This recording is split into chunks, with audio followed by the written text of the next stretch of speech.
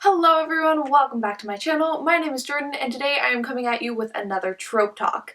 So today we're going to look at strong female characters, which I am super excited about because it's something that I feel like, even though I've touched on my channel before, I haven't really gone in depth, and it's something that I think is really relevant and important. So I am super excited to dive into this video today, but I think it's worth noting that I started a Twitter account and that's how we came up with this topic. So just so you know, I do have a Twitter account now. It is brand new. I'm going to link it in the description and you can check that out. I will be hosting polls regularly, and that's kind of how I'm going to figure out what to talk about and what you guys are interested in. So be sure to follow that, and that's kind of how you can stay involved in what gets, created on my channel and all of that good stuff. I also wanted to let you know that this trope talk is going to be a little bit different than my other trope talks. Instead of just focusing on the trope as a writing tool and just looking at that, I'm also going to look a little bit at the context, social and political, for this trope because I think it's actually really important to discuss.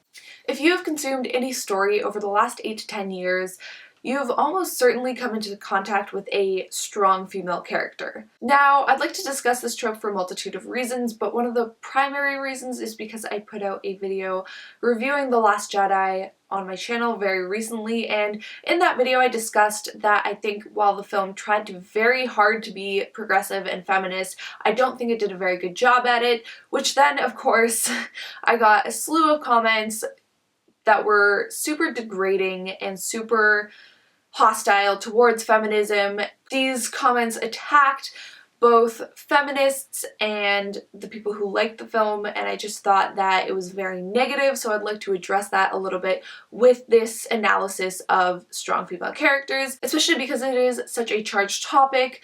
Ever since the release of The Last Jedi, which, some people praise it, saying that it's very progressive, while other people say it's social justice warrior feminist propaganda. Now, I'm not going to dive too deep into that, but I would like to say that I am a feminist. I believe in equality between men and women. I believe that both genders are equal and should be treated equally, and that neither are better than the other. Now, with that out of the way, I will discuss Rey in this video, and I think that's why I'm bringing it up, and also to address that these are my politics and that I don't necessarily agree with a lot of the comments that were posted in the last video attacking anyone, because I think it's important to discuss these things, but I think it's also important to stay respectful, which I didn't see a lot of, unfortunately. I am also going to look at a few other strong female characters that I thought were done extremely well in the last few years, and some of the context behind strong female characters as far as the social and political side of things. So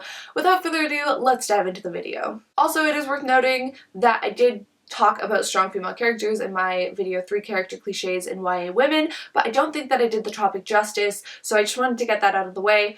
I did mention it briefly in there, but I think that there's a lot that I left out and didn't really dive into that I'm hoping to in this video. Okay, so what really started the trend of strong female characters was the huge success of the Hunger Games. And it's worth noting that before the Hunger Games came out of all the kind of worldwide phenomena that were directed towards a younger audience that was kind of geared towards my generation that came out fairly recently, the only one with a female protagonist was Twilight. Other worldwide phenomenons that came out pre-Hunger Games were, of course, the Harry Potter series, the Percy Jackson series, The Inheritance Cycle, Artemis Fowl, and the series of Unfortunate Events. All of these series have either exclusively male protagonists or a combination of male and female protagonists. Us girls were primed and ready to sink our teeth into a badass warrior woman, and the only representation that we really had as far as protagonists was Bella Swan. So we were just sitting there waiting for someone to come along, and of course Katniss was that character. And the world went crazy. Us girls loved Katniss. My 13-year-old self, when I first picked up the Hunger Games, was blown away by this strong warrior woman who was able to stand her own against men and women alike and against corruption and politics. She was everything I wanted to see as a 13-year-old reader who didn't have a lot of representation. Do I think Katniss is the best protagonist?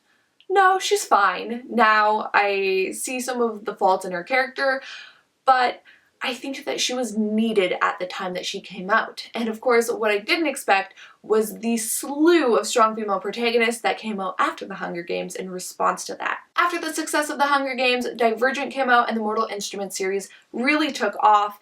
And that kind of spurred on publishers and writers to create and publish more strong female characters that are the protagonists of the story. Now again, I'd like to reiterate that I do not think this is a bad thing at all. Some of my favorite books and movies have strong female protagonists, but I think that recently we've seen a lot of copycats and flat characters and some even more problematic things through the strong female character trope, which I will dive into in a second. Now, I think it's worth noting that we are living in an extremely charged time right now as far as politics. There's a lot of changes that are happening right now, which I think is awesome because there's a lot of work that needs to be done still when we're looking at equality and when we're looking at acceptance, but I think that there is sometimes a little bit of overcompensation that really bleeds through to media and storytelling, and which we see in a lot of these strong female characters that have come out in the past couple years. This overcompensation oftentimes appears in characters that are either infallible or are there to just cut down and bully men,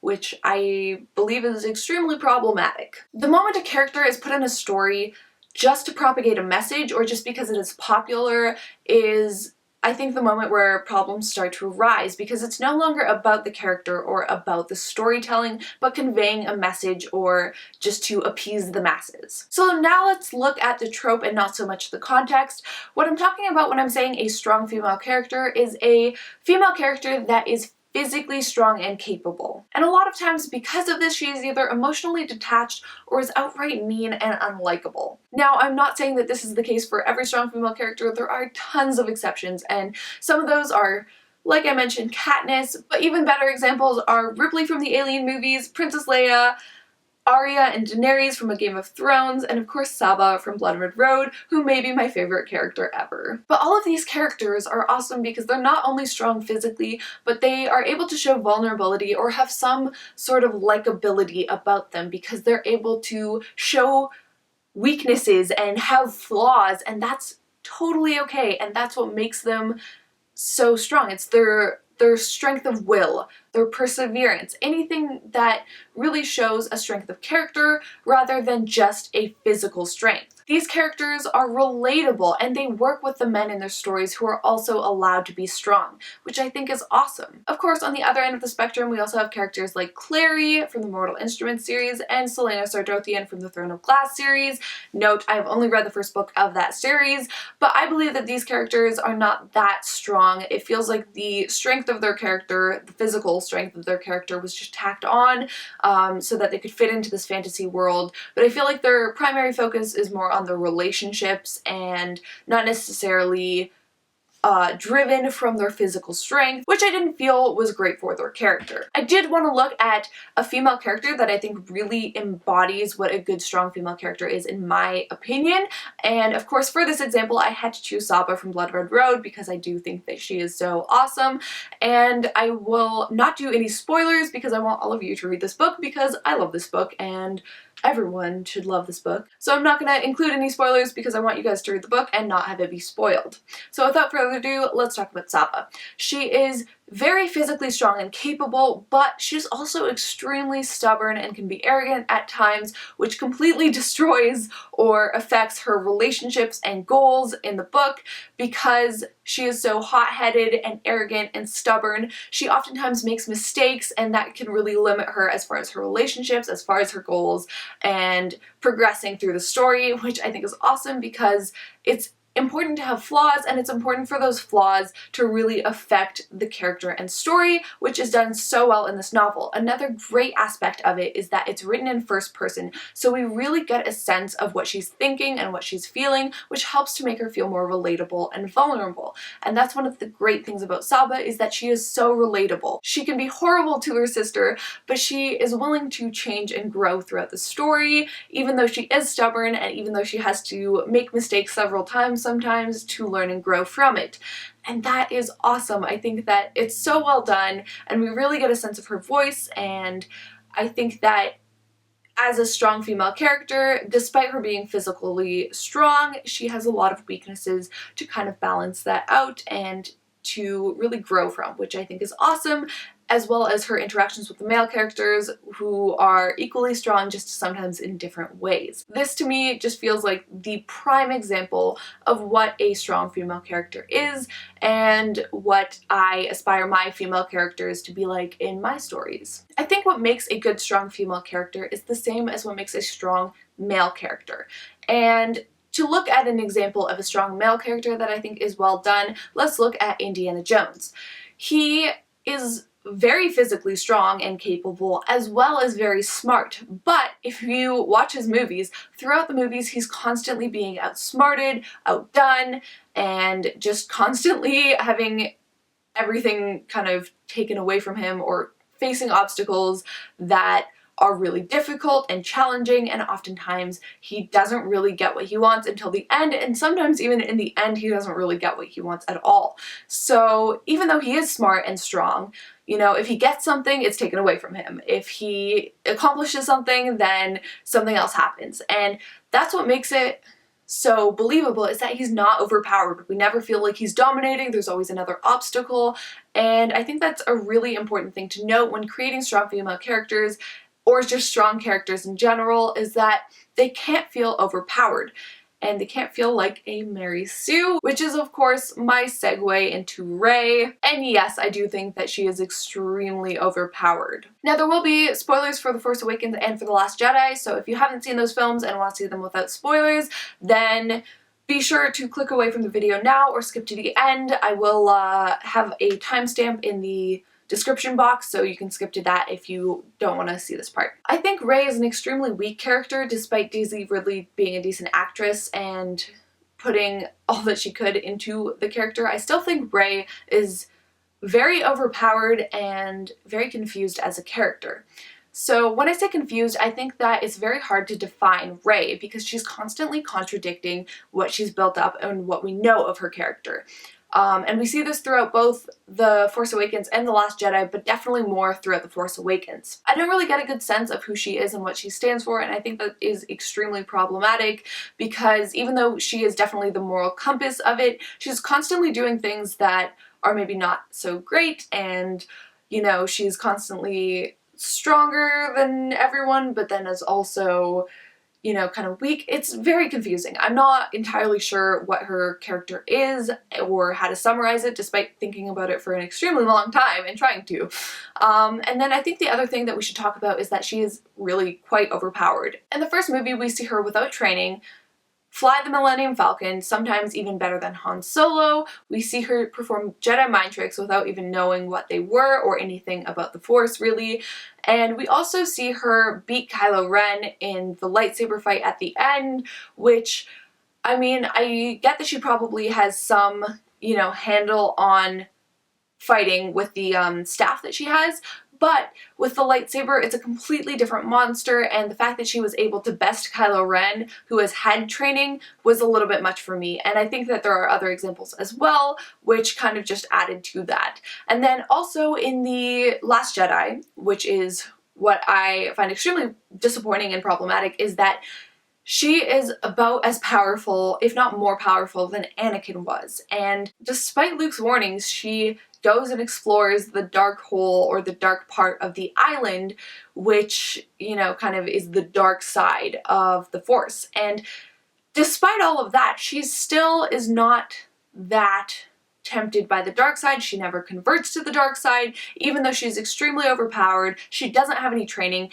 and she's drawn by the dark side, supposedly. So despite all of that, she still resists Kylo Ren, she stays on the light side of the Force. It just seems a little bit ridiculous to me because there's no reason to, and I was really disappointed when she didn't go to the dark side because I thought that could have been an amazing twist, and I just felt that it was a wasted opportunity and didn't really go with what we know of the Star Wars universe. So I guess the point that I'm trying to make here today is to be feminist, don't necessarily try to infuse your characters with politics or try to convey a message through politics. Focus instead on creating awesome characters no matter the gender, and I think that that is a great step forward in equality and in creating these strong, badass women. I would love to see more strong female characters that have flaws and that are able to be vulnerable and are able to show their emotions, because I think that that is a huge part in creating, you know, really relatable women that are inspiring, that are able to fight through their vulnerabilities,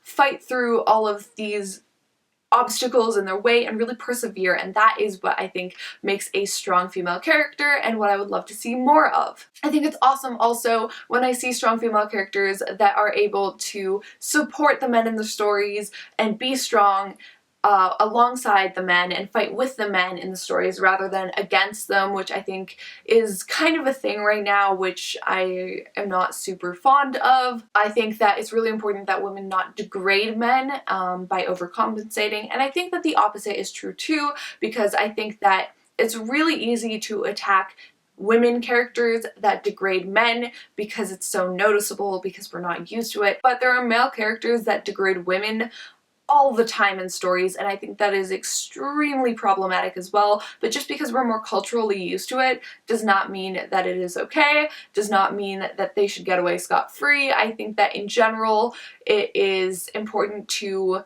try to build each other up equally, and so I would love to see more of that in stories in general. So thank you guys so much for tuning in. That is all I have for you today.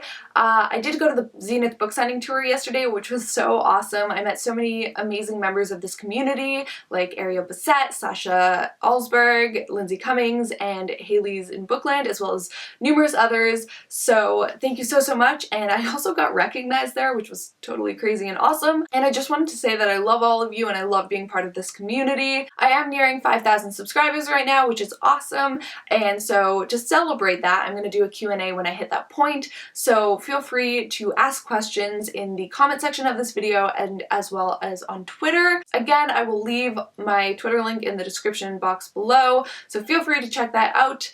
And I just wanted to say that I love you guys and I love all the support that you have given me over the past year. It's been an amazing journey. And I also want to say that, you know, some of the conversations that I've had with you guys in the comment section have been absolutely amazing and so insightful and so intelligent, so that's been really awesome, and I just wanted to thank you guys again. But that is all I have for you today. Thank you so much for tuning in, and I will see you next time.